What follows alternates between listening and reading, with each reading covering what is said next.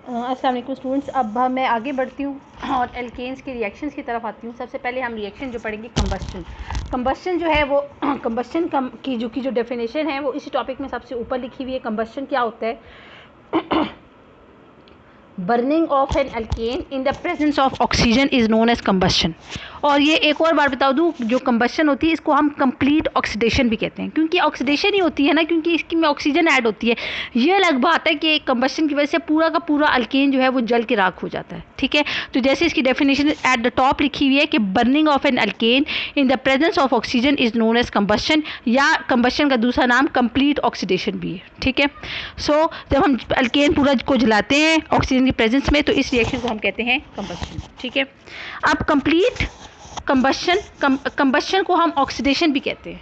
ये बात समझ आइए, कंबस्शन का पूरा नाम का दूसरा नाम ऑक्सीडेशन भी है। ऑक्सीडेशन क्यों? ऑक्सीडेशन रिएक्शंस वो होते हैं जिनमें ऑक्सीजन ऐड होती है, तो चूंकि इस रिएक्शन में ऑक्सीजन ऐड होती है तो हम इसको ऑक्सीडेशन भी कहते हैं। Complete combustion of an alkane yields carbon dioxide, water and the heat. तो ये आपने पढ़ा होगा, कंप्लीट कंबस्शन या कंप्लीट ऑक्सीडेशन। कंप्लीट कंबस्शन होती है अल्केन की या कंप्लीट ऑक्सीडेशन होती है, तो इसके नतीजे में हमें मिलता है कार्बन डाइऑक्साइड, वाटर और हमारे पास हीट भी मिलती है। कंबस्शन को हमें पता है, हमारे घर में जितने रिएक्शंस हो रहे होते हैं वो कंबस्शन है। ये जो हम चूल्हे की आग लगाते हैं, सुई गैस ऑन करते हैं, तो कंबस्शन होता है ना। ये जो हम लकड़ी ऑन कर रहे होते हैं तो ये सारे रिएक्शन, तो जो भी जलाने वाले रिएक्शन होते हैं, जलता है जिसमें कोई चीज़ जलती है तो वो रिएक्शन है। तो हमारे घर में भी सुई गैस जलती है तो वो कंबस्शन रिएक्शन होता है। और आपको पता है कि इसका नतीजा क्या होता है कि हमें हीट भी मिलती है। कार्बन डाइऑक्साइड तो मिलता ही मिलता है, वाटर तो मिलता ही मिलता है, वाटर वेपर्स तो मिलते ही मिलते हैं, साथ ही साथ हमें हीट भी मिलती है। ठीक है, अब अगर आपने 1 मोल अल्केन का लिया है, क्योंकि हम यहाँ पे कंबस्शन बता रहे हैं विथ रिस्पेक्ट टू अल्केन्स, हम किसी और के रिस्पेक्ट से नहीं बता रहे, हम लकड़ी के रिस्पेक्ट से नहीं बता रहे, हम किसी और चीज़ के उस रिस्पेक्ट से नहीं बता रहे, हम कंबस्शन रिएक्शन को एक्सप्लेन कर रहे हैं विथ रिस्पेक्ट टू अल्केन। तो वही कह रहे हैं कि अगर हमने 1 मोल ऑफ अल्केन को की हमने कंप्लीट कंबस्शन की है या कंप्लीट ऑक्सीडेशन की है, तो इसके नतीजे में जो हीट जनरेट होगी उसको हम कहेंगे हीट ऑफ कंबस्शन। ठीक है, तो ये वाली डेफिनेशन भी आपकी बुक में ही है।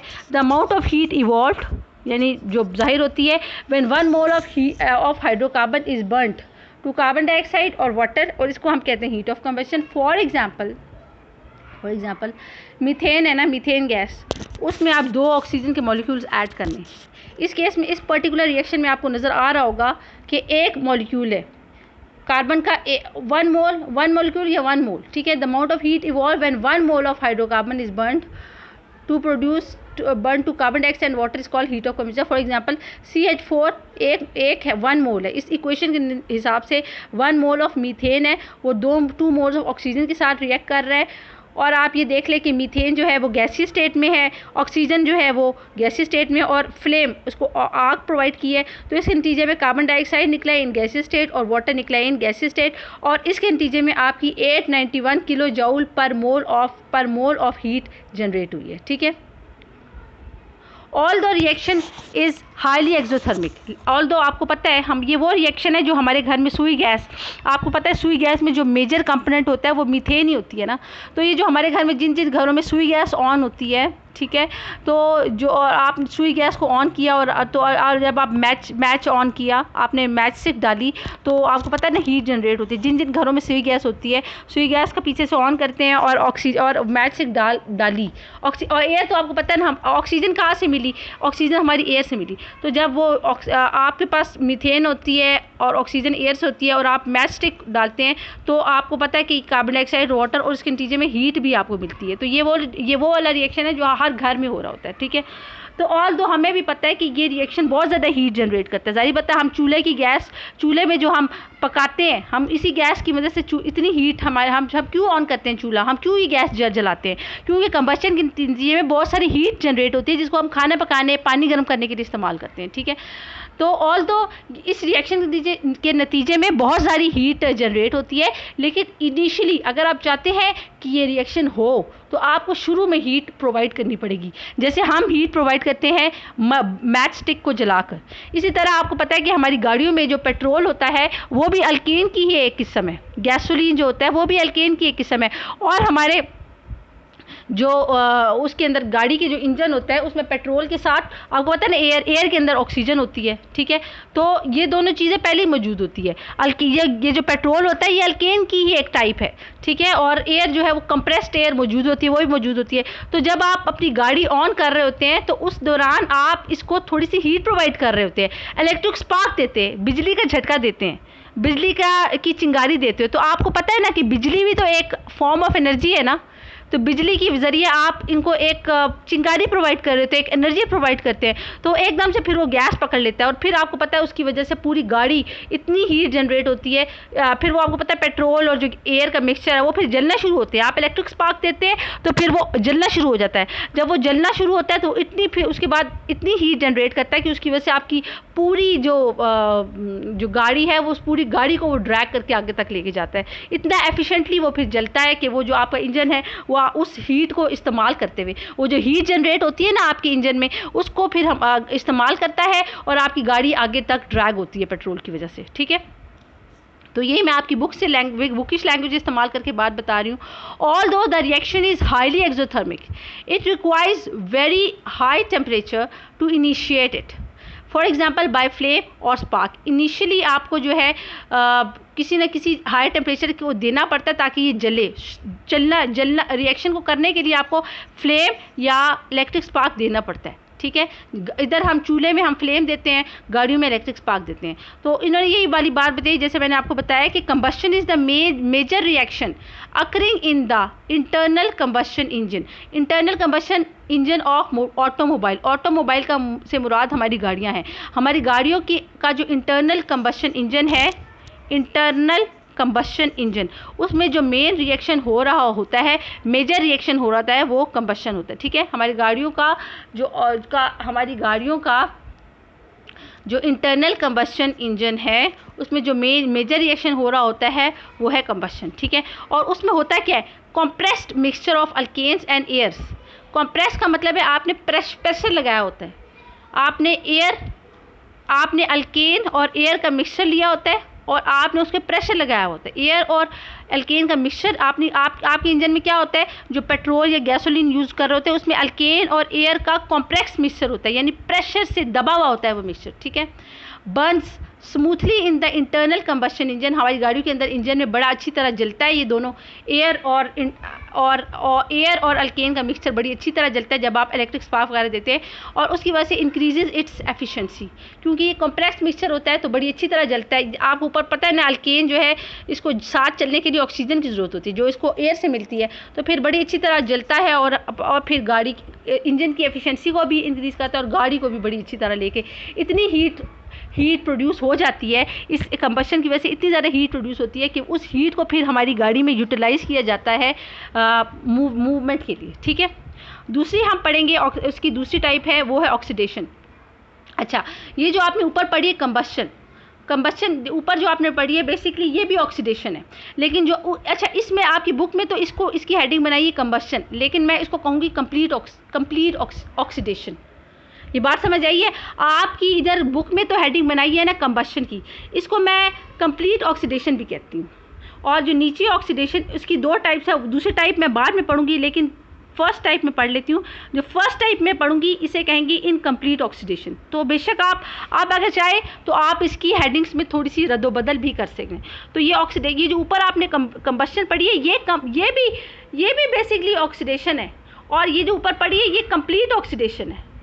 और आप जो अभी नीचे ऑक्सीडेशन में पढ़ेंगे उसमें दो तरह की रिएक्शन पढ़ेंगे, 1 और 2।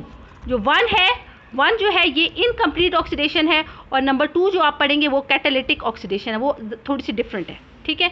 तो ये जो कंबशन है इसको आप ये भी कह सकते हैं कंप्लीट कंबशन अगर कंप्लीट होती है, ये जो आपने, बल्कि आप इसकी हेडिंग थोड़ी सी चेंज भी कर सकते हैं, कंबशन की जगह आप हेडिंग डाल सकते हैं कंप्लीट ऑक्सीडेशन, ठीक है। और ये जो नीचे हेडिंग जो ऑक्सीडेशन की अंदर हेडिंग्स के अंदर दो रिएक्शन है, इसमें जो नंबर 1 वाला रिएक्शन है इसके ऊपर आप हेडिंग डाल सकते हैं इनकम्प्लीट ऑक्सीडेशन, ठीक है। तो नंबर 1 जो रिएक्शन नंबर 1 है इसके ऊपर जगह आप हेडिंग डाल सकते हैं कंप्लीट ऑक्सीडेशन, और ऑक्सीडेशन के अंदर जो नंबर 1 वाला रिएक्शन है इसके ऊपर आप हेडिंग डाल सकते हैं इनकम्प्लीट ऑक्सीडेशन।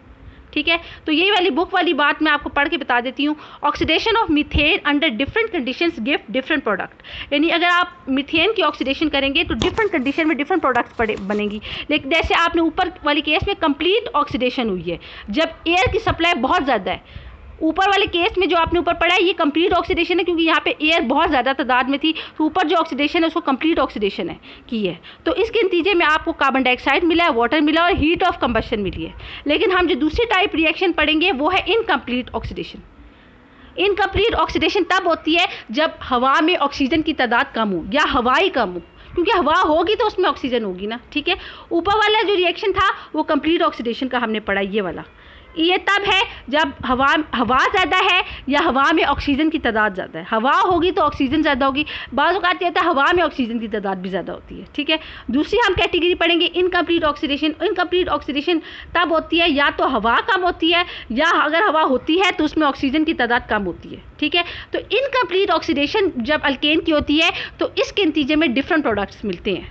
कंप्लीट ऑक्सीडेशन के नतीजे में डिफरेंट प्रोडक्ट्स मिलते हैं, दैट इज कार्बन डाइऑक्साइड और वाटर। और इनकम्प्लीट ऑक्सीडेशन के नतीजे में भी हमें डिफरेंट प्रोडक्ट्स मिलते हैं, ठीक है। तो ये बुक वाली बात पढ़ के बता देती हूँ। Incomplete oxidation occurs in limited supply of oxygen और एयर, यानी एयर लिमिटेड सप्लाई में है या ऑक्सीजन, तो तब इनकम्प्लीट ऑक्सीडेशन होती है। And results in the formation of carbon monoxide and carbon black, यानी यहाँ पे जो प्रोडक्ट्स बनती हैं उनमें कार्बन मोनोऑक्साइड भी शामिल होता है और कार्बन ब्लैक भी शामिल होता है, और साथ वाटर मॉलिक्यूल। वाटर तो ऊपर भी बना था, वाटर तो नीचे भी बना था, लेकिन नीचे वाले केस में कार्बन डाइऑक्साइड नहीं बनेगी बल्कि कार्बन ब्लैक, ये जो जिस साइड पे मैं पॉइंट आउट कर रही हूँ ये कार्बन ब्लैक सॉलिड स्टेट में, और कार्बन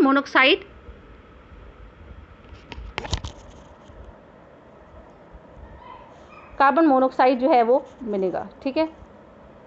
ये जो है मेरा आगे पीछे हो गया है, मैं दोबारा इस साइड पे आ जाती हूँ।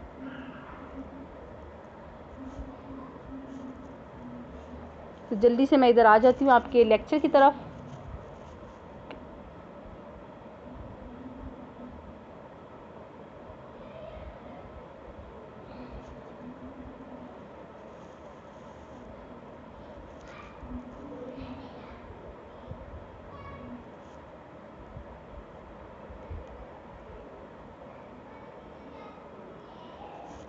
ठीक है, तो ये वाला जो आप पढ़े कि oxidation, incomplete oxidation occurs in a limited supply of oxygen or air and results in the formation of carbon monoxide and carbon black, ठीक है। तो ये अभी आपकी बुक में एक इक्वेशन दी हुई है, उसमें आपको बता देती हूँ कि इनकम्प्लीट ऑक्सीडेशन कैसे होती है।